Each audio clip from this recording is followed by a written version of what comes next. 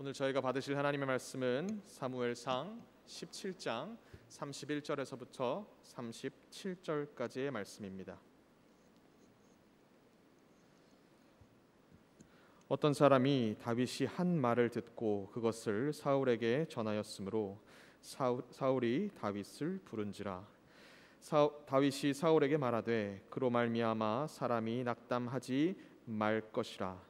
주의 종이 가서 저 블레셋 사람과 싸우리이다 하니 사울이 다윗에게 이르되 내가 가서 저 블레셋 사람과 싸울 수 없으리니 너는 소년이요 그는 어려서부터 용사임이라. 다윗이 사울에게 말하되 주의 종이 아버지의 양을 지킬 때에 사자나 곰이 와서 양떼에서 새끼를 물어가면 내가 따라가서 그것을 치고 그 입에서 새끼를 건져내었고 그것이 일어나 나를 해하고자 하면 내가 그 수염을 잡고 그것을 쳐 죽였나이다. 주의 종이 사자와 곰도 쳤은즉 살아계신 하나님의 군대를 모욕한 이 할례 받지 않은 블레셋 사람이리이까 그가 그 짐승의 하나와 같이 되리이다. 또 다윗이 이르되 여호와께서 나를 사자의 발톱과 곰의 발톱에서 건져내셨은즉 나를 이 블레셋 사람의 손에서도 건져내시리이다. 사울이 다윗에게 이르되 가라 여호와께서 너와 함께 계시기를 원하노라. 이는 살아계신 하나님의 말씀입니다. 이 시간 김영록 선교사님께서 그리스도인 믿음의 지경을 넓히라 라는 주제로 말씀 증거해 주시겠습니다. 많은 은혜 받으시기 바랍니다. 할렐루야. 오늘도 하나님의 은혜와 손길이 여러분들과 여러분들의 가정과 생업에 함께 하시기를 주님의 이름으로 축복합니다. 지난주보다 이번 주 성가대가 더 멋있게 잘하신 것 같아요. 지휘자 볼 때보다 지휘자가 너무 멋있게 생겼어. 지경이란 말은 뭐 경계, 지경을 넓히라 하는 것은 어느 경계를 넓히다 하는 뜻을 가지고 있죠. 미국이 언제 깃발만 꽂으면 이 땅은 내 땅, 그런 시절이 있었어요. 그게 1826년도에 링컨 대통령이 홈스테이드 법이라고 하는 법을 정했어요. 그것이 뭐냐면은 너무 그 동부 지역의 수도권을 중심으로 해서 사람들이 모여 있으니까 서부 지역으로 사람들을 좀 이주시켜서 그쪽 지역을 좀 개척하라 하는 그런 취지를 가지고 홈스테이드 법, 그러니까 우리 한국어로 번역하면 자영농지법이라는 법이에요. 그래서 그 땅을 갖다가 이제 무상으로 줄 테니까 그 원하는 사람들은 그쪽으로 가라. 그것을 이제 받으려면은 랜드 오피스라고 하는 오피스에 그 등기 비용을 내야 되잖아요. 그 등기 비용은 이제 기본적으로 내야 되는데 그 등기 비용이 얼마냐면 18불이에요. 뭐 한 2만 원 정도밖에 안 되는 돈인데, 그래서 많은 사람들이 땅을 준다고 그래서 옮겨 갔는데 얼마나 땅을 주느냐? 한 가족당 160에이커씩 준다는 거예요. 그러면은 얼마냐면 20만 평쯤 돼요. 한 가정당 20만 평. 그래서 많은 사람들이 가서 그 랜드 오피스 가서 18불을 내면은 깃발을 하나 줘요. 그래서 그 사람의 표시죠. 깃발을 주고 그 다음에 이제 그 지역에 20만 평씩 땅을 쪼개갖고 사방에다가 이제 깃발을 꼽아놔요. 그래서 거기 정부에서 지정해주는 그 지적도 같이 지번이 쭉 전부 다. 그래서 먼저 가서 그 깃발을 꼽고 빼고 자기가 받은 깃발을 꼽으면 그건 자기 땅이 되는 거예요. 이 사람들이 이제 어느 날 다 모여가지고 줄을 쫙 서가지고 거기에 뭐 말을 타고 가는 사람, 마차 타고 가는 사람들, 뭐 여러 걸어가는 사람들, 뭐 좋은 땅을 차지하기 위해서는 아무래도 또 이제 그때 당시에 이제 말이 제일 빠르니까 말을 타고서 이제 그 땅을 차지하기 위해서 사람들이 서서 딱 총을 쏘려고 준비를 딱 하고 있는데 보면 어디 가나 꼭 그런 사람이 있어요. 요이하면 먼저 튀어나가는 사람이 있어요. 그러면 그 사람들을 저격하는 저격수가 있어요. 똑같이 출발해야 되는데 출발선상에서 먼저 튀어나가는 사람, 막 가는 사람, 그 사람은 반드시 그 저격수에 의해서 죽게 돼 있어요. 그래갖고 막 한 사람 튀어나가다 죽고, 동시에 출발하는데 아무래도 이제 이 강이 흐르는 강가라든가 평원이라든가 이런 데는 좀 지역이 좋잖아요. 그걸 차지하기 위해서 막 사람들끼리 막 이제 막 싸우기도 하고, 그래서 결국 그 자기가 원하는 곳에 가서 깃발을 찾으면 그 깃발을 꽂고 자기 걸 딱 꼽으면 자기 땅이 돼요. 그러면 20만 평을 무상으로 주는 거예요. 한국도 이 수도권에 너무 많이 집중이 됐는데 어떻게 좀 이렇게 좀 분산하는 정책이 좀 있으면 좋겠다는 생각이 드는데, 오늘은 이 지경이 넓어지는, 지경이라는 것이 단순히 어떤 땅의 의미뿐만 아니라 우리의 어떤 마음, 우리 마음의 지경을 넓히고 우리의 생각의 지경을 넓히고 또 한 걸음 더 나가서 우리들의 믿음의 지경을 넓히자. 그래서 오늘 말씀은 믿음의 지경을 넓히자. 믿음의 지경을 넓히려면은 첫 번째는 믿음의 시각을 가지라는 거예요. 시각이 뭐예요? 관점이죠, 그렇죠? 사람에 따라서 어떤 보거나 생각하는 그런 어떤 사람들의 관점이 다 있어요. 그 관점이 믿음의 관점을 가지라는 거죠. 그러려면은 자신의 관점을 넘어야 돼요. 사람은 누구나 다 각 개개인이 가지고 있는 자신의 관점이 있어요. 뷰 포인트에서 보편적 관점, 이것이 모든 사람이 다 가지고 있는 건데, 오늘 성경의 본문에도 보면 사무엘상 17장 24절 보면요, 이스라엘 모든 사람이 그 사람을 보고 심히 두려워하여 그 앞에서 도망하며, 그 사람이 누구냐면 우리가 잘 아는 골리앗이라는 사람이에요. 과거의 전쟁은 장수와 장수의 싸움이에요. 그래서 장수끼리 이쪽 군대와 저쪽 군대를 대표해서 장수가 나와서 거기서 혈전을 벌여요. 그 장수 중에서 한 사람이 패해서 지면은 이 전쟁은 이쪽 팀이 이기는 거예요. 그런데 그때 당시에 블레셋과 이스라엘과 전쟁하는데 블레셋의 최고의 장수가 골리앗이라는 장수예요. 키가 거의 3m 가까운 2m 95니까 3m 가까운 그런 키에다가 이 사람이 입고 있는 갑옷이 철 갑옷인데 그 갑옷 무게만 57kg예요. 57kg는 들기도 힘든데 그 갑옷을 입고 전쟁터에 나가 싸우려면은 동작이라든가 뭐 행동이라든가 뛰는 이런 모든 것이 뭐 둔할 수 있잖아요. 그런데 이 사람은 그런 옷을 입어줘야 될 정도로 고구의 사람이에요. 오늘날 전쟁 같으면 이런 사람들은 도움이 안 돼요. 군대 못 갑니다. 왜요? 그 사람은 눈에 잘 띄거든요. 지금은 숨어서 총을 쏴야 되는데 그런 사람 다니다가는 그냥 그 자리에서 가는 거예요. 옛날에는 그랬어요. 과거에 사람들의 평균 키가 지금하고 비교하면 훨씬 더 작았죠. 저도 제 당시 시대에는 그래도 적지 않은 키인데 요즘 전철 타고 가면은 우리 젊은 애들이 얼마나 키가 큰지 뭐 보통 180 넘는 애들이 너무너무 많아요.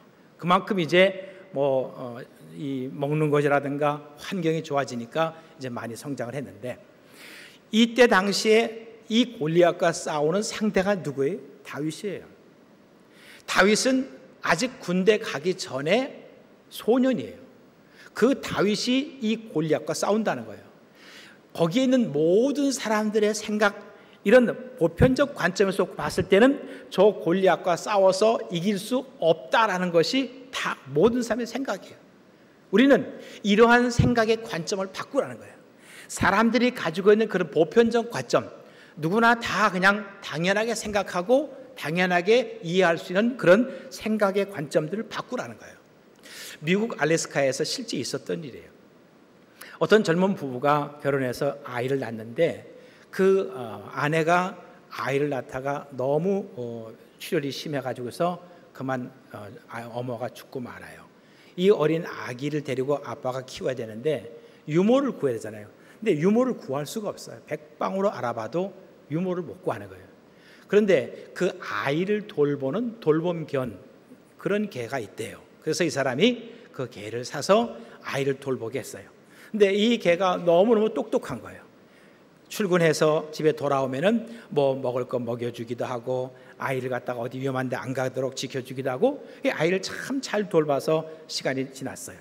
어느 날 갑자기 일이 있어가지고 퇴근이 늦어서 밤늦게 집에 돌아오니까 문 열고 가니까 집안 구석구석이 막 피 범벅이 되고, 그리고 안방에서 그 돌봄견이 개가 걸어 나오는데 몸에 피수성이가 돼갖고 개가 막 걸어 나오는 거예요.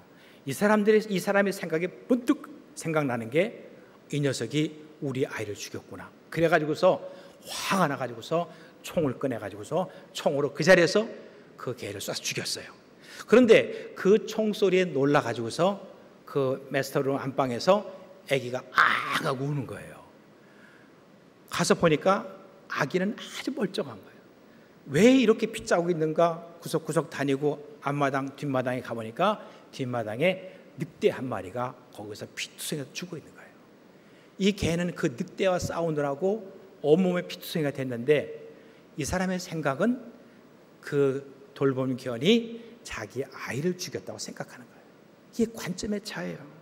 우리가 갖고 있는 생각의 틀, 그래서 생각의 틀이 어떤 생각, 어떤 틀을 가지고 똑같은 상황 속에서 어떤 틀을 가지고 상황을 해석하느냐에 따라서 사람들의 사고와 행동이 달라진다는 법칙이 프레임 법칙이에요.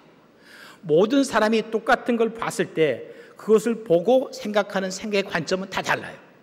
사람마다 자신이 가지고 있는 자신의 관점, 그렇기 때문에 우리가 이 세상에 살면서 눈으로 보이는 것이 다가 아니라는 거예요. 내가 눈으로 저 사람을 분명히 봤는데 그 사람은 그 자리에 없었다는 거예요. 그런 일들이 얼마든지 있을 수 있어요. 만일 법정이나 어떤 사건이 있을 경우 그 사람이 이 자리에 내가 있는 걸 똑같이 내가 그 사람 분명히 봤다. 근데 그 사건 현장에 본인은 안 갔다는 거예요. 이것이 만일 법정이나 그 재판부에 나는 분명히 봤는데 본인은 거기 안 갔다라고 하면 누구 말을 듣겠어요? 증인이 뭐예요? 그 본 사람의 말을 들을 거예요. 사람이라는 것은 내가 눈으로 분명히 봤는데 잘못 볼 수 있어요. 그것이 우리 사람의 눈이에요. 그러니까 내가 보는 것을 다 믿을 수 없다는 거죠. 또 우리가 아는 것, 사람이 알고 있는 그 지식이 얼마나 대단해요. 물론 오늘 이 시대에 정말 지식의 홍수 속에 살고 있어요. 사람이 알고 있는 것이 내가 아는 것이 다는 아니에요. 나보다 더 많이 아는 사람이 훨씬 더 많이 있고 내가 아는 것이 전부다라고 생각할 수 없는 게 오늘날 시대예요.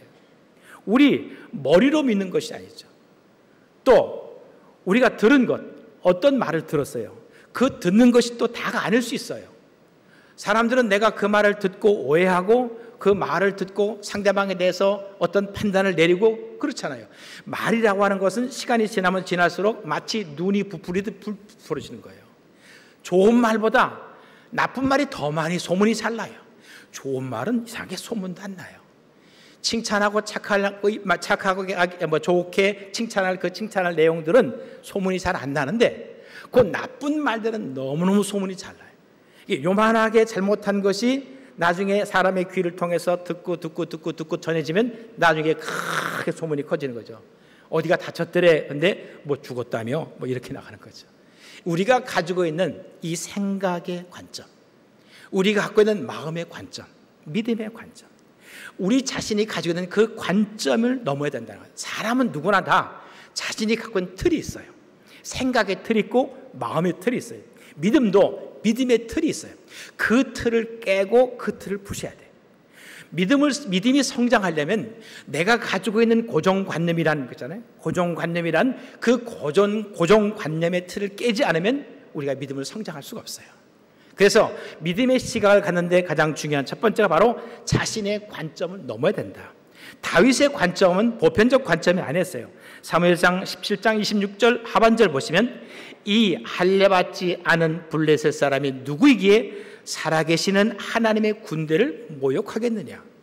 다윗이 본 골리앗은 거대한 장수, 어려서부터 전쟁과 훈련에 능한 그런 장수로 보이지 않았어요. 다윗이 보는 것은 아니 저자가 도대체 누구이기에 살아계신 하나님의 군대를 모욕하느냐고 다윗이 노발대발했어요. 아니 어린 소년이 철이 없어서 그렇게 말한다 할 수 있겠지만 다윗은 철딱선이 없는 그런 말이 아니라 다윗은 믿음에 의해서 하나님을 믿는 믿음의 시각으로 보기 때문에 골리앗에게 그렇게 말할 수 있고 골리앗이 하는 행동에 대해서 말할 수 있었던 거예요. 그렇기 때문에 믿음의 시각에 우리가 갖고 있는 신앙인이 가져야 될 중요한 시각은 믿음의 시각이래요. 이 믿음의 관점 가지고 보는 거죠. 모든 것을 볼 때 믿음을 가지고 사람이 살면서 생각을 바꾸기가 쉽지 않아요. 하지만 생각을 바꾸면 인생이 달라져요. 우리가 마음을 내가 가지고 있는 그 꽉 이 고정되어 있는 이 마음을 바꾸면 달라져요. 계속 속썩이는 며느리 시집살이 시키는 그 시어머니도 내가 그 시어머니와 며느리를 보는 눈과 생각을 바꾸면 우리 며느리가 이렇게 착했나? 우리 어머니가 이렇게 훌륭한가? 하는 것이 바꿔지는 거예요. 생각이 바꿔요. 미국에도 홈리스들이 많아요. 이 사람들이 주로 어디에 있냐면 프리웨이를 타고 내려가서 로컬로 가기 직전에 있거나 아니면 프리웨이를 타기 전에, 거기는 항상 신호등이 걸려 있으니까 그 신호등 앞에 항상 있어요. 이게 어느 날 이 장님이 이제 구걸을 하는데 종이판에다가 나는 앞을 볼 수 없습니다, 도와주세요라고 판을 두고 서 있는 거예요. 그런데 별로 그렇게 사람들이 이렇게 도와주는 사람이 없어요. 그래서 지나가다가 어떤 사람이 그 문구를 바꿔줬어요. 뭐라고 바꿨냐면 참 아름다운 날입니다. 그런데 저는 이 아름다운 것을 볼 수가 없습니다 라고 문구를 바꿨어요. 사람들이 그 문구를 보면서 마음에 동정심을 가졌어요. 그 동정심을 일으키니까 그 사람에게 많이 도와줘요.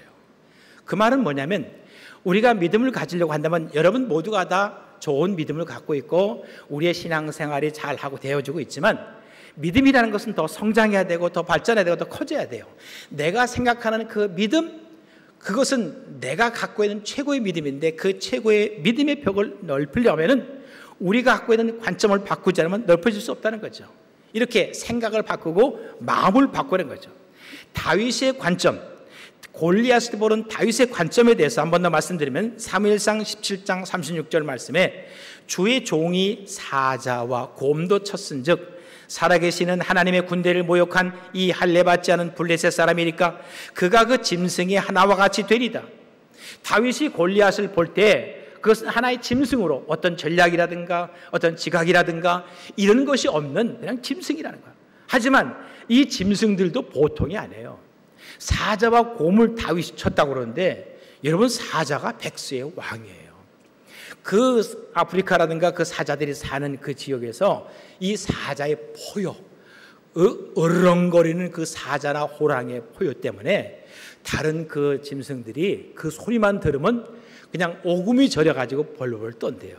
그 그르렁 소리가. 그런데 이 사자나 호랑이의 그 앞발로 치잖아요. 항상 보면요. 그 발이 내리치는 그 파워가 80km 정도의 파워예요. 팍, 팍, 팍. 그러니 사람이 만일 사자 앞에 가서 그거 한 대 맞으면 정신을 잃는 거예요. 웬만한 다른 짐승도. 또 곰도 쳤으니 우리가 보통 사람이 좀 약간 둔하다 그러면 뭐라고 그래요? 아유 저런 곰탱이 같으니라고. 곰이 미련한 동물이 아니에요. 곰이 아주 영리합니다. 그리고 곰이 느려요? 곰이 얼마나 빠른지 몰라요. 우리 사람의 속도는 곰을 잡을 수도 없고 도망가도 곰에게 반드시 잡혀요. 빨라요 곰이. 그리고 곰이 발톱과 앞발 있고 곰이 이빨 있어가지고서 무섭습니다. 미국의 해마다 이제 그 곰을 캐나다나 미국이나 이 곰을 사냥할 수 있는 철이 있어요.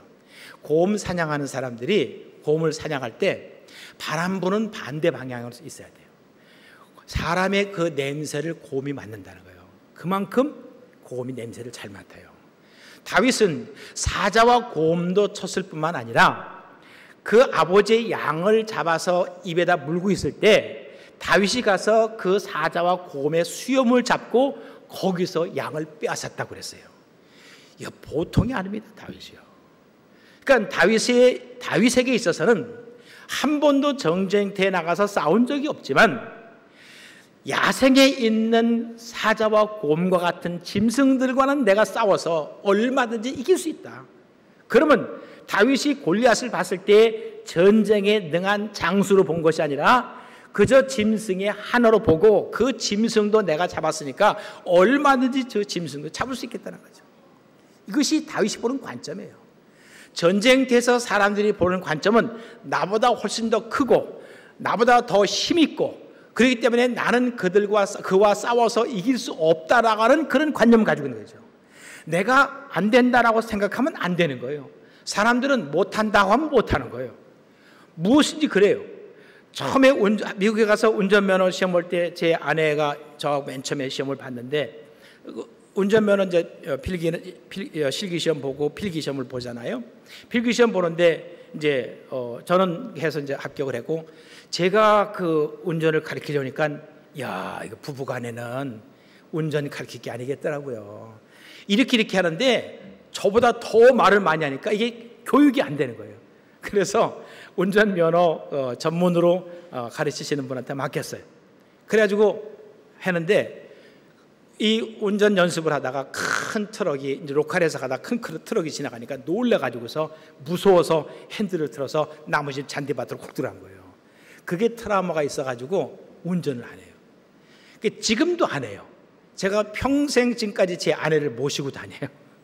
기사예요, 김기사. 그때 그 트라우마 때문에 나는 운전 안 돼, 못해. 그 생각이 딱 잡혀서 핸들을 잡으면 벌써 이게 손이 떨리고 마음이 떨린대요. 그러니까 큰 차만 이렇게 옆에 지나가면 무섭대요. 그게 마음의 생각이에요. 그 틀의 고정관념을 못 깨는 거죠. 그러니까 믿음이란 믿음과 우리의 삶 속에 있어서 그 틀을 깨지 못하면 항상 그렇게 가는 거예요. 그러니까 제 아내는 뭐 다른 것도 잘해요. 뭐 제 아내를 이렇게 폄하하는 게 아니라 다 잘하는데 운전하는 것만은 못하는 거예요. 왜? 그 틀을 못 깨니까. 다시 해봐야 되겠다 해도 안 되는 거죠. 우리는 믿음의 관점으로 보는 거예요. 하나님을 믿는 믿음의 관점으로 본다면 우리가 살아가는 모든 삶 속에는 나 혼자가 아니에요. 거긴 누가 있어요? 하나님이 계시는 거죠. 우리 스스로 뭔가 할 때는 처음에 일을 시작할 때는 어떤 일인 간에 거기에 대해서 마음의 두려움이 다 누구나 있어요. 막상 부딪혀서 해보면 할 수 있는 거예요. 그런데 중요한 것은 어떤 일이든 간에 내가 능숙한 일이든 능숙하지 않는 일이든 간에 우리 믿음의 관점으로 보고 나가는 그 모든 길들 속에 거기에 하나님이 함께 하신다는 거죠. 더 중요한 것은 내 믿음의 관점보다 하나님의 관점으로 보는 거예요. 내 믿음의 관점으로 본다는 것은 내가 가지고 있는 내 믿음의 분량과 내 믿음의 역량 가지고 보는 거예요. 하나님의 관점 가지고 보라는 거예요. 다윗의 눈높이가 어디 있냐는 거죠. 우리의 믿음의 눈높이가 어디에 있냐는 거죠. 우리의 믿음의 눈높이를 하나님의 눈높이로 높이자는 거죠. 우리의 믿음의 눈높이를 예수 그리스도를 믿는 예수님의 눈높이로 높이자는 거예요. 사무엘상 17장 45절 말씀, 다윗은 너는 칼과 다윗이 말하기를 너는 칼과 창과 단창으로 내게 나아오거니와 나는 만군의 여호와의 이름 곧 내가 모욕하는 이스라엘 군대의 하나님의 이름으로 내게 나아가노라. 누구 이름으로? 하나님의 이름으로. 다윗이 나아가는 것은 그 전쟁터에 나가서 골리앗과 싸우는 것은 그가 아무리 크든지 힘이 있든지 이건 다윗에 관심이 없어요. 나는 지금 하나님의 이름으로 나가기 때문에 그 싸움은 누구의 싸움이에요? 다윗이 나가 싸우지만 그 싸움에는 하나님의 싸움이에요. 그 싸움에서 지는 것은 하나님이 지는 거죠. 하나님의 자존심 문제예요. 하나님의 관점으로 나가는 사람들은 하나님의 이름으로 나가는 거죠. 하나님의 이름으로 나가기 때문에 다윗의 싸움에서 질 수가 없는 거죠. 사람의 이름으로 사람의 관점으로 나가면은 질 수 있어요. 예수님께서 요한복음 16장 24절 말씀에 지금까지는 너희가 내 이름으로 아무것도 구하지 아니했으나 구하라 그리하면 받으리니 너희 기쁨이 충만하리라. 누구 이름으로? 내 이름으로. 예수 그리스도 이름으로. 오늘날 이 시대는 예수님께서 말씀해 너희가 내 이름으로. 우리는 예수 그리스도 이름으로 기도하고 예수 그리스도의 이름으로 나가는 거예요. 우리가 기도를 예수 그리스도 이름으로 하잖아요. 우리의 모든 삶도 예수 그리스도 이름으로 할 수 있도록 적용을 시켜보세요. 여러분의 가정에서 요즘 50대 여보 밥상 좀 차려줘 그랬다간 눈탱이가 밤탱이 된다더라고요. 그냥 주문 주는 대로 먹어야지 반찬 투정한다든가 여보 어디가 그랬다가는 한 80대 돼서는 아침에 눈 떴다고 또 맞는다대요. 여성시대가 여성시대. 자, 여러분이 대접하는 거잖아요. 남편에게 밥상을 차려주든 내 아내에게 선물을 사주든 내 부모님에게 선물하든 내 사랑하는 자녀에게 선물하든 누구 이름으로? 예수 그리스도 이름으로 한번 해보세요. 오늘부터 이제 집에 가셔서 점심상을 차리든 저녁상을 차리든 예수님의 이름으로 내 남편을 대접한다. 거기에 상이 있어요. 할렐루야. 여러분의 자녀 내가 사랑하고 내 자식이니까 내가 뭔가를 하겠다라고 하는 그 마음보다 주님의 이름으로 내 자녀를 대접한다 생각하는 거죠. 주님의 이름으로 내 부모님을 대접한다고 생각하는 거예요. 제가 이제 살다 보니까 내리사랑이라는 게 제 딸이 이제 손녀딸을 낳고 제 딸이 또 이제 손자를 낳는데 이 모스마가 엄마를 갖다 얼마나 힘들게 하는지 저는 그 손자 걱정보다 제 딸이 더 걱정이 되는 거예요. 그런데 제 딸은 저보다 제 아들 걱정을 더 하는 거예요. 아주 그냥 눈에 보여요. 저희가 살 때는 저희 부모님 중심의 삶을 살았어요. 우리가 아이 때문에 뭐 해야 되니까 시간이 없어요. 애들 뭐 이렇게 해야 되니까 안 돼요. 우리 부모들에게 그런 말을 못해요. 뭐, 나도 너를 어떻게 키웠는데 어디 가서 그런 소리 하냐고. 그런 말을 할 수가 없어요. 그런데 우리 자녀들의 세대들은요, 삶의 중심이 아이들이에요. 제가 시애틀에 있을 때 제 딸 집에 갔고, 그 다음에 저기 애틀란타에 사는 지금 딸의 큰 딸 집에 갔었거든요. 가서 낮에 밥 먹고 움직이는 게 이 아이가, 자기 아이가 먹고 잠자는 시간이 있어요. 그 시간에 맞춰서 움직이고 가야 돼요. 갈 때도 그렇고 올 때도 그 시간에 맞춰서 아기가 잘 때 차 타고 와야 돼요.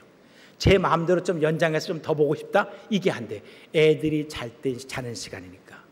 그러니까는 지금 여기 계신 분들은 샌드위치 세대예요. 우리가 자녀를 낳았을 때는 우리 부모님에게 우리 자녀라서 마음대로 할 수도 없었고, 이제 우리가 좀 마음대로 하려고 해도 자녀들이 있으니까 자녀들은 자녀의 자녀들 때문에, 손자 손녀들 때문에 마음대로 못하고, 참 불쌍해요. 그렇죠? 그래서 우리가 살아가면서 우리의 삶의 인생이 어떻게 살아가든지 간에 제가 말씀드리고자 하는 그 요점은 그것도 예수 그리스도의 이름으로 내 자녀를 사랑해서 내 자녀에게 무엇을 해주든지, 내가 뭐 목사님을 대접하든지 장로님을 대접하든지 권사님을 대접하든지 집사님을 대접하든지 어떤 걸 하든지 간에 누구 이름으로? 예수 그리스도 이름으로. 예수 그리스도 이름 하는 그 누구의 관점이에요? 예수님의 관점이고 하나님의 관점이에요. 여러분들이 교회에 나오는 그 교회에 나오니 내가 잘 되고 건강하고 우리 자녀 손들이 잘 되고 하는 그런 마음도 있지만, 여러분들이 교회 나올 때 예수 그리스도로 나와서 기도할 때 주님께서 여러분을 통해서 주님이 알아서 하시는 거죠. 하나님께 내 삶을 맡기는 것이 그리스도 예수의 이름으로 살아가는 삶 속에 하나님의 역사가 있을 줄로 믿습니다. 우리의 믿음의 시각이라는 시각의 관점을, 내가 믿음의 관점도 내 믿음의 관점으로 살았던 그 생각의 관점의 틀을 벗어나서 하나님의 관점, 예수 그리스도의 이름으로 우리의 고정관념들, 내 생각의 틀, 내 마음의 틀을 무너뜨리고 그리스도 예수가 내 안에 와서 예수 그리스도를 통해서 모든 것을 보고 예수 그리스도를 통해서 모든 것을 행할 수 있을 때 여기에 하나님의 역사가 있을 줄로 믿습니다. 두 번째, 믿음의 지경을 넓히라. 또 한 가지는 믿음에는 능력이 있다는 거예요. 우리의 믿음의 지경이, 우리의 관점을 바꾸면은 그 믿음이란 믿음 자체 속에는 뭐가 있어요? 능력이 있어요. 믿음이라는 게 뭡니까? 두나미스라는 것은 하나님의 능력이에요. 이 믿음은 하나님과 나 사이의 큰 통로의 관과 같아요. 그 통로의 관을 잠근다는 것은, 믿음이 없다는 것은 통로의 관을 잠가요. 예수 믿고 신앙사는 사람들이, 어떤 사람들은 한 5년, 10년, 20년, 30년 지나면서 점점점 믿음이 차곡차곡 쌓여서 정말 잘 믿는 믿음의 어르신도 있어요. 또 어떤 사람들은 한 30년, 40년 돼도 우리말로 완전히 깡통 믿음인 사람도 있어요. 또 어떤 분들은 교회 나온 지 1년도 안 되는데 정말 잘 믿는 믿음, 깜짝 놀랄 믿음을 갖고 있는 사람도 있어요. 그러니까 믿음이라는 것은 어느 한순간에 믿음이 확 성장할 수 있고, 오랜 세월이 지나도 믿음이 성장이 안 되는 사람이 있어요. 그것은 바로 믿음의 관점의 문제라는 거예요. 우리가 중요한 것은 믿음 속에는 뭐가 있어요? 능력이 있어요. 사람들에게는 연약한 믿음도 있고 그리고 견고한 믿음도 있어요. 연약한 믿음이라고 해서 우리가 그 사람의 믿음을 폄하해서는 안 돼요. 왜? 믿음 자체는 능력이 있으니까. 로마서 14장 1절 말씀에도 믿음이 연약한 자를 너희가 봤되 그의 의견을 비판하지 말라.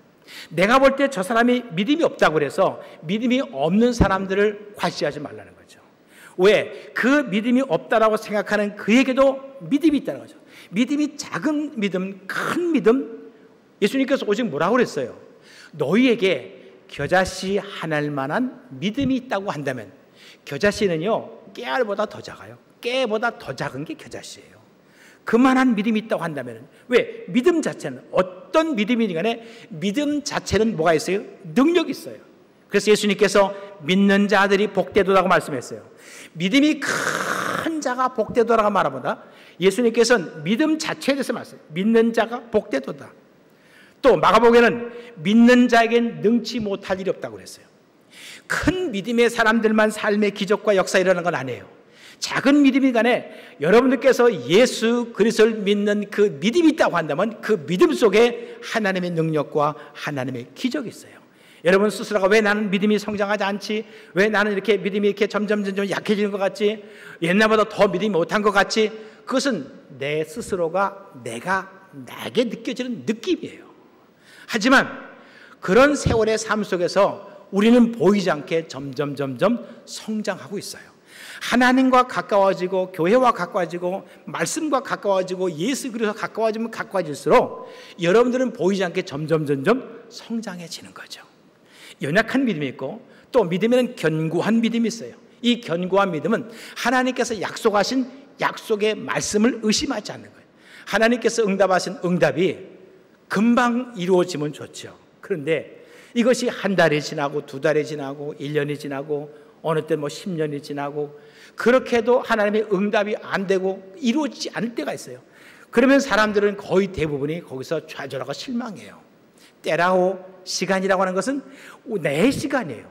내가 생각할 때 내가 마음에 급하지 하나님은 급하신 게 없어요. 내가 급하지 않는데 하나님이 또 급할 수도 있어요. 결국은 우리들에게 하나님께서 기도하고 믿음으로 구했을 때에 대한 응답은 누구의 결정이에요? 하나님의 결정이에요. 그 하나님의 결정 앞에 우리는 순종하고 기다리면 돼요. 하나님의 역사는 내가 기도하지 않아도 되는 역사가 있어요. 하나님께서 응답하신 응답은 내가 어떤 부분에 생각만 해도 하나님께서 이루어가는 것이 있고 어떤 목적을 가지고 죽어라 하고 기도하고 또 기도해도 그것이 어떤 결과와 열매가 눈에 안 보이는 경우도 있어요. 근데 어느 세월이 지나고 나면은 뒤돌아보니까 그것보다 훨씬 더 나은 것으로서 이루어지는 거예요. 나는 하나님 이렇게 됐으면 참 좋겠습니다. 이렇게 됐으면 얼마나 좋겠어요. 그래서 그걸 위해서 기도했어요. 그런데 세월이 지나서 내가 하나님께서 그 일을 이루셨는지 안 이루셨는지를 생각하면은 이렇게 됐으면 좋겠다 그런데 이런 것을 이루어낼 수 있는 그런 환경 속에 내가 있다는 거예요. 하나님께서는 우리가 구할 때 공장에서 만들어지는 좋은 물건을 내가 기도했는데 세월이 지나고 시간이 지나니까 나에게 그 물건을 만들 수 있는 그런 공장을 주었다는 거예요. 그것이 하나님의 축복인 줄로 믿습니다. 자, 로마서 4장 20절 말씀에 믿음이 없어 하나님의 약속을 의심하지 않고 믿음으로 견고해져서 하나님께 영광을 돌리며 하나님의 약속을 의심하지 않고 의심하지 않을 뿐만 아니라 오히려 더 믿음이 견고해져서 하나님께 영광을 돌리고 이것이 하나님의 사람들의 믿음의 사람들의 삶의 모습이 되어야 된다는 거예요. 대부분의 보편적인 사람들의 삶은 시간이 지나면 하나님이 응답하지 않는다고 해서 실망하고 점점 힘이 빠져요. 하나님이 살아계시다고 한다면 여러분 힘 빠지지 마십시오. 오히려 우리가 응답이 더 안 되고 더 힘들고 더 어려울수록 뭔가 사람의 때에 따라서는 악착 같은 게 있을 거 아니에요. 하나님 앞에 안 되면 안 될수록 더 하나님께 매달리는 거예요. 힘들면 힘들수록 더 매달리는 거예요. 아이들을 혼낼 때 부모가 저도 딸 넷을 키우면서 혼낼 때 많이 제가 때리진 한 번 때린 적은 없어요. 근데 이제 말로 막 혼내잖아요. 혼내면 왜 그렇게 했어? 이렇게 막 얘기하면은 딸이 막 울어요. 근데 어느 딸은 그렇게 울면서 아빠 이렇게 우는 거예요. 그러면 그냥 무너져요. 그래. 그게 부모의 마음이잖아요. 여기 다 자녀를 키워보신 분은 다 잘 알겠지만 우리가 하나님 앞에 어떤 일이 안 된다고 해서 짜증을 내고 불평하지 말고 오히려 하나님 앞에 더 가까이 나가라는 거죠. 여러분 몸이 아픕니까? 일이 잘 안 됩니까? 건강 때문에 힘들어합니까? 우리의 삶 속에 비즈니스가 잘 안 돼서 그 비즈니스 때문에 아니면 어떤 사람과의 인간관계 때문에 힘듭니까? 그런 일들이 살면서 수없이 많이 있죠. 그럴 때마다 힘들어서 좌절하지 말고 하나님 아시잖아요. 하나님 보고 계시잖아요. 하나님 듣고 계시잖아요. 하나님밖에 없습니다. 도와주세요. 그렇게 하나님께 가까이 나가는 거예요. 우리들의 믿음이 여러분이 무너지면 안 돼요. 저는 그런 말을 참 많이 해요. 자생력 신앙을 가져야 된다. 자생력 신앙. 우리들 스스로가 내 자신의 신앙을 지킬 수 있는 신앙의 자생력이 필요해요. 언제까지 계속 말씀을 듣고 또 내가 누구에게 무엇을 받고 그렇게 해서 믿음을 성장한다 하면은 오늘 시대는 유튜브에 뭐 설교 잘하는 훌륭한 목사님들이 얼마나 많이 있어요. 아마 이 설교 듣고 나서 성이 안 차가지고서 집에 가서 유튜브 보시는 분들 분명히 또 계실 거라 생각하긴 하지만, 우리가 하나님과 나와의 관계에 있어서 우리 사람들이 가지고 있는 생각이라는 그 생각이 힘들수록 하나님께, 내 성에 차지 아니할수록 더 하나님을 찾고 하나님을 의지하는 거죠. 이것이 바로 견고한 믿음이에요. 하나님께서 우리의 보는 것은 우리가 얼마나 잘했느냐, 어떤 결과론적인 부분에 있어서 나는 하나님을 위해서 이렇게 했습니다, 이런 열매가 있습니다 라고 하는 것을 보이는 것보다 우리의 개인 자신의 중심이 얼마나 하나님과 가까워지느냐는 거죠. 하나님께서는 얼마나 헌금을 많이 하고 얼마나 많이 헌신하고 이런 부분에 대한 관심이 더 크다라고 생각하지 마십시오. 물론 그런 분들에 대한 그 헌신과 수고에 대한 상급은 분명히 있는 건 사실이에요. 하나님께서 우리를 헤쳐서 살펴보는 것은 겉에 보이는 화려함이나 겉에 보이는 초라함이나 이런 것이 아니라 내 속에 내면에 있는 나의 진정성, 내 자신의 진실된 믿음의 모습을 보는 거예요. 그래서 그 믿음의 중심을 보고 하나님께서 칭찬하는 거예요. 환경이 아무리 변하고 힘들고 어렵다 할지라도 여러분 마음의 중심이 하나님께 대한 믿음, 예수 그리스도를 믿는 그 믿음의 견고함은 더욱 굳세질 수 있기를 주의 이름으로 축복합니다. 이 믿음에는 연약한 믿음, 견고한 믿음, 또 한 걸음 더 나가서 생사고락을 함께하는 믿음이 있어요. 로마서 14장 8절 말씀 보니까 우리가 살아도 주를 위하여 살고 죽어도 주를 위하여 죽나니 그러므로 사나 죽으나 우리가 주의 것이로다. 내가 살아도 주를 위해 살고 내가 죽어도 주를 위해 살고 사나 죽으나. 제가 젊었을 때는 죽는다라는 죽음 이후 뭐 천국 이런 거에 대해서 그렇게 뭐 앞으로 살 날도 많은데 열심히 살아야지, 어떤 죽음에 대한 생각을 그렇게 별로 갖지 않았어요. 죽는다는 게 뭐. 그런데 이제 6학년이 넘어가다 보니까 저도 모르게 나도 그렇게 되겠구나. 왜냐면 저희 할아버지 돌아가시고 저희 아버지 돌아가시고 그다음에 이제 번뜩 드는 게 내 차례네. 우리 열조의 어른들이 가시고 가고 한 것이 이제 내 차례가 오는구나. 그러면서 문득 생각하기를, 내가 하나님 앞에 갔을 때 내가 과연 어떤 모습으로 설 것인가 하는 생각이 들더라는 거죠. 내가 살고 내가 죽고 이 모든 삶 속에서 하나님 저와 함께 하옵소서. 내가 무엇을 하든지 하나님을 위해서, 내가 죽어도 주님을 위해서 죽는 그런 삶을 살고 싶습니다. 그런 마음이 6학년 되니까 들더라고요. 아직 젊으신 분들이 그런 생각 든다면 이건 대단한 분이고, 아마 6학년, 7학년 정도 돼가면서 그런 생각이 드는 건 아마 정상적인 것 같아요. 생사고락을 함께하는 믿음. 우리는 젊든지 연세가 드시든지 간에 내가 이 땅에 살면서 하나님을 믿는 그 믿음이, 하나님과 함께 살고 하나님과 함께 죽겠다는 믿음을 갖는다고 한다면 우리가 죽어도 아름답게 죽고 우리가 살아도 아름답게 살 수 있는 거죠. 우리의 삶의 인생이 하나님과 함께하는 삶의 인생을 사는 거죠. 하나님이 여러분과 함께하는 건 분명한 사실이에요. 그런데 우리 자신 스스로가 하나님이 나와 함께하는지 안 하는지를 우리가 못 느낄 뿐이에요. 분명히 하나님은 여러분과 함께 하시고 지금 이 자리에도 여러분이 어떤 자리에 있든지 간에 하나님께서 함께 하신 줄로 믿습니다. 하나님께는 여러분 모두가 다 이런 생사고락을 함께하는 믿음, 큰 믿음으로 여러분의 지경이 넓어지기를 축원합니다. 그 다음 마지막 번째, 믿음은 열매가 있다는 거죠.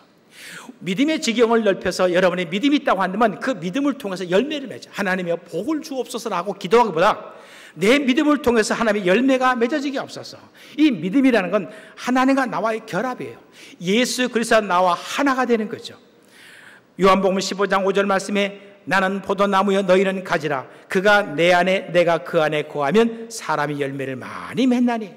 여러분들이 그래서 예수를 믿는 순간에 나는 예수 그리스도와 접붙인 바가 되는 거예요. 포도나무에 접붙인 바가 되죠. 그래서 그 포도나무는 나무에게서 열매를 맺는 게 아니라 가지에서 열매예요. 그 포도나무의 열매를 잘 맺어줄 수 있도록 우리가 해야 할 일이 있어요. 과실수가 과실을 잘 맺히려고 한다면, 저는 과수원을 잘 모르지만 우리가 보통 상식적으로 나무를 키우고 과실 열매를 키우려면 거름을 잘 줘야 돼요.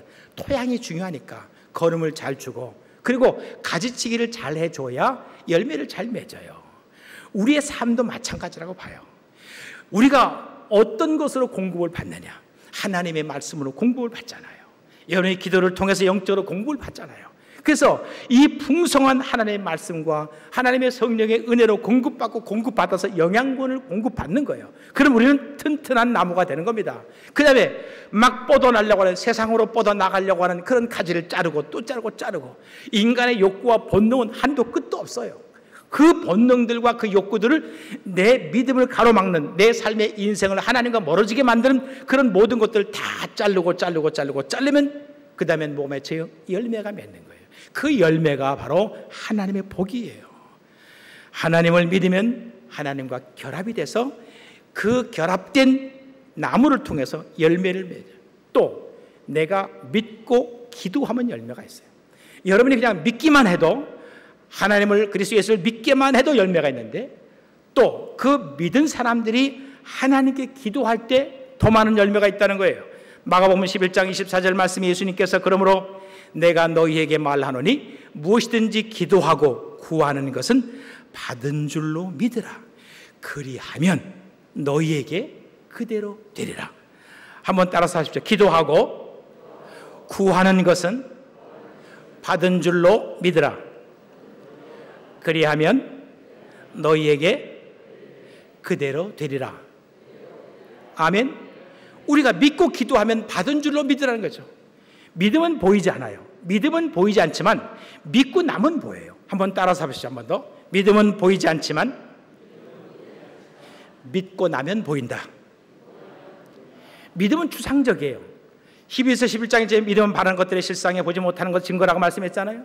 믿음이라는 것은 추상적이에요. 하지만 내가 믿고 나면은 우리의 삶의 현상으로 나타나는 것은 실상들이에요.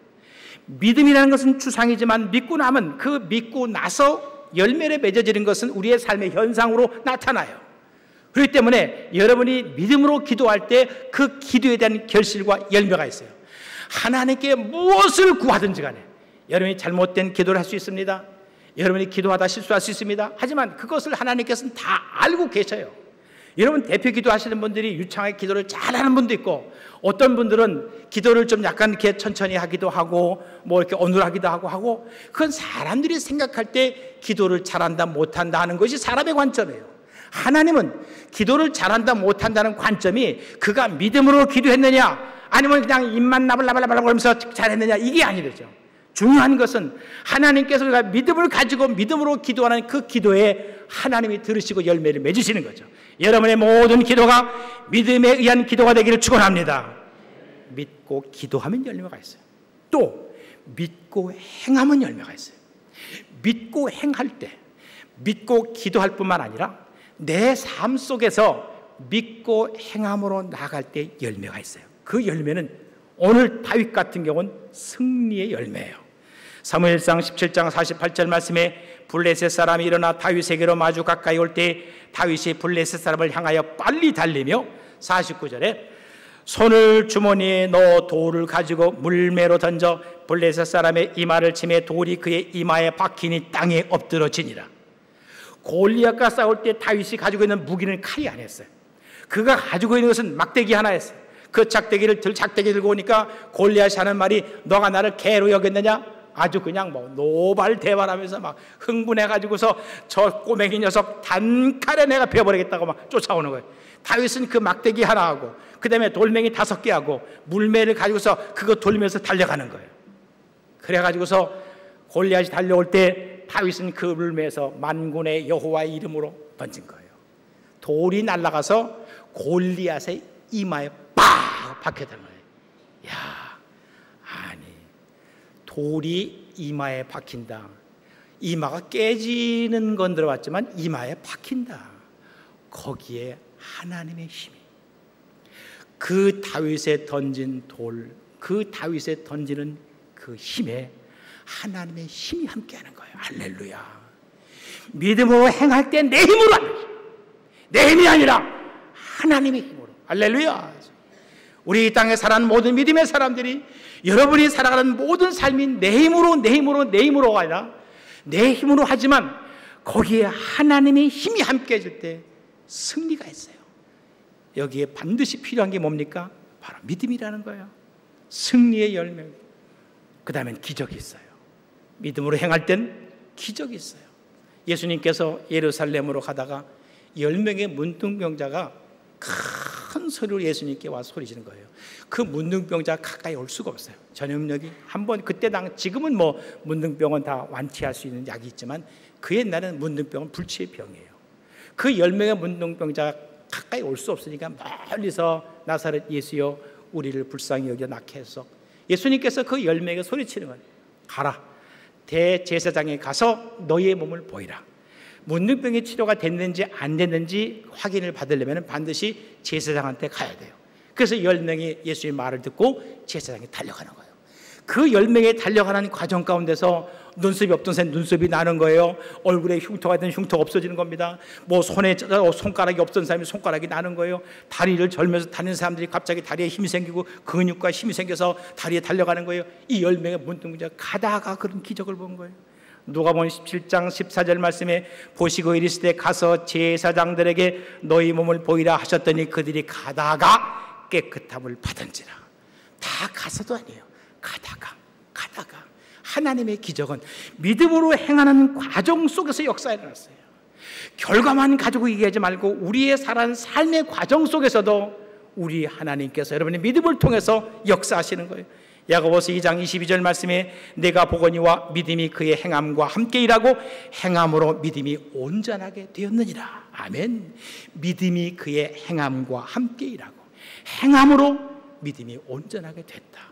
믿고 행하는 행함 속에 여러분의 완전한 믿음이 오늘 지경을 넓히라, 믿음의 지경을 넓히라는 오늘 말씀 세 가지 말씀을 드려요.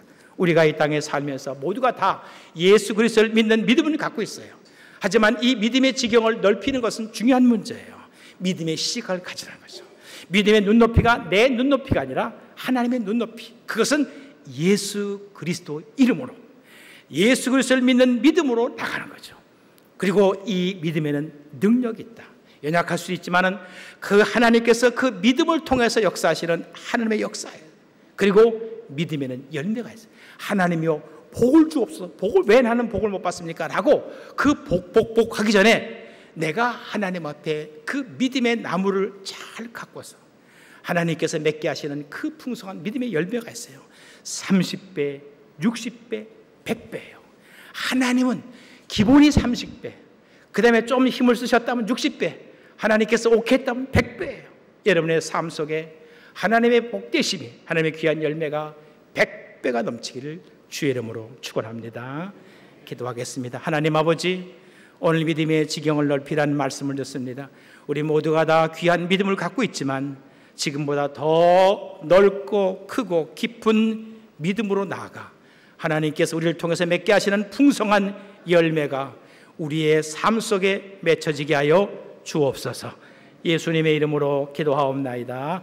아멘.